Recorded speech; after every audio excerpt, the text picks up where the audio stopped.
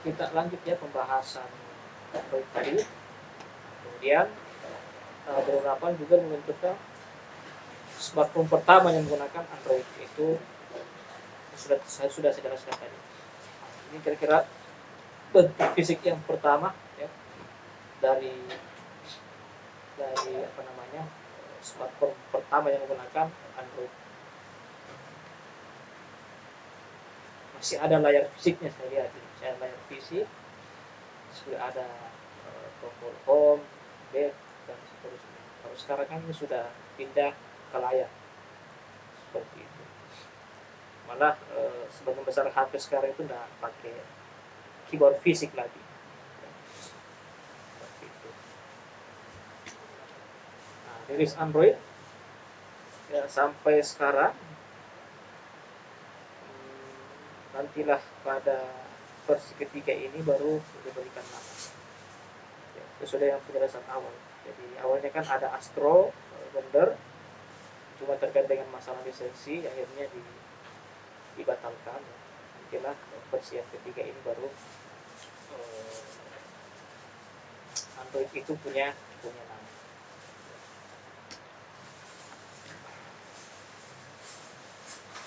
Kemudian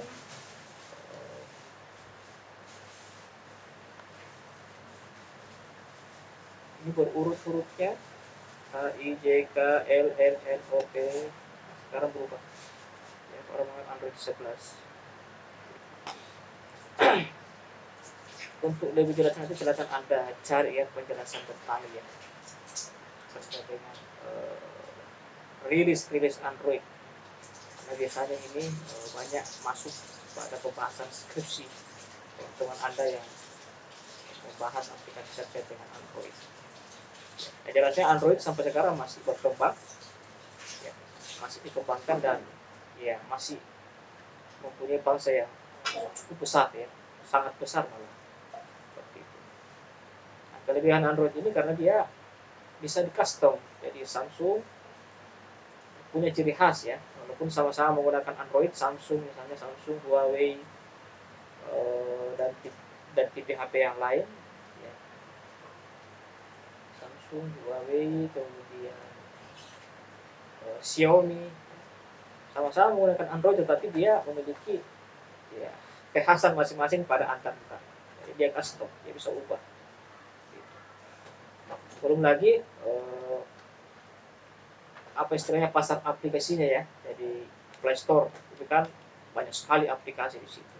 Jadi mereka melibatkan pihak ketiga ya. Bahkan kita itu bisa membuat aplikasi di situ. Sehingga banyaknya aplikasi di Play Store itu juga menjadi daya tarik bagi sistem operasi Android ini.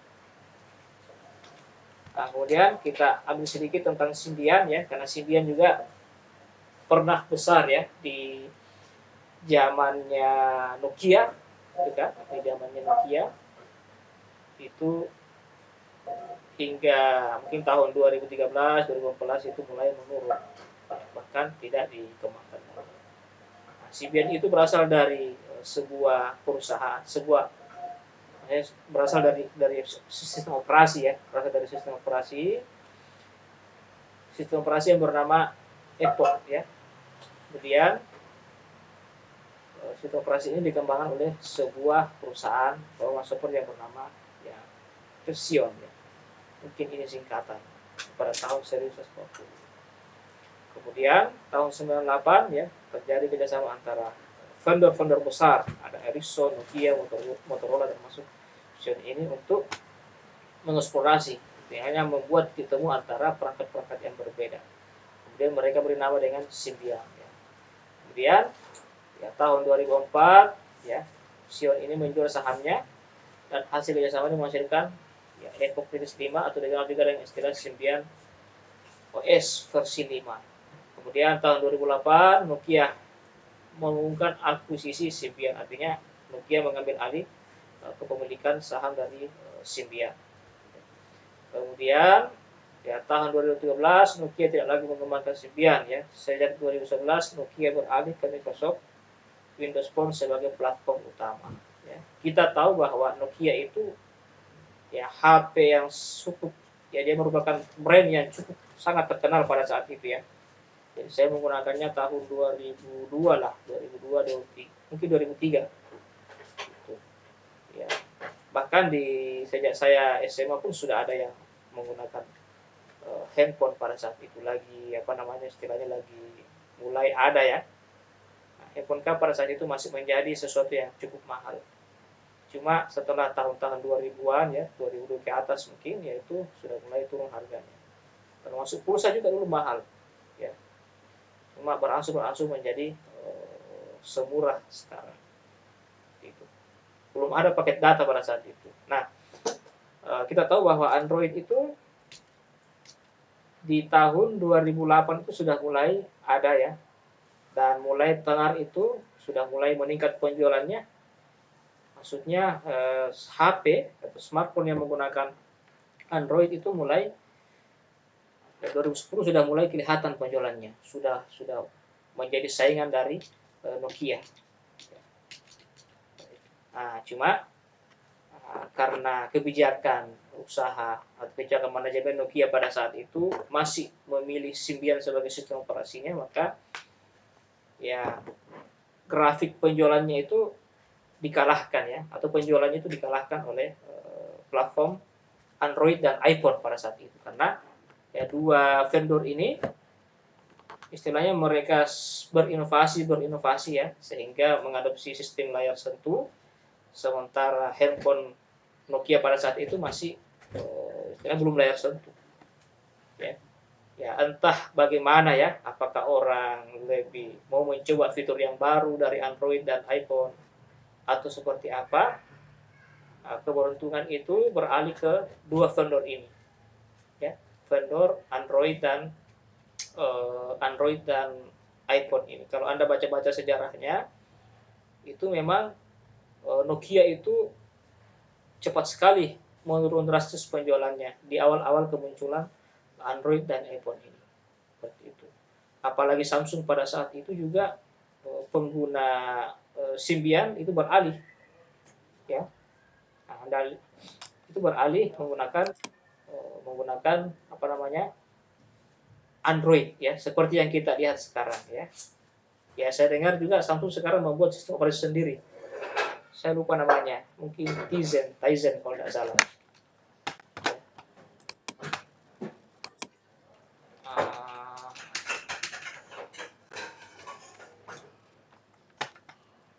Ini dia namanya ya. Jadi Tizen ya, Tizen.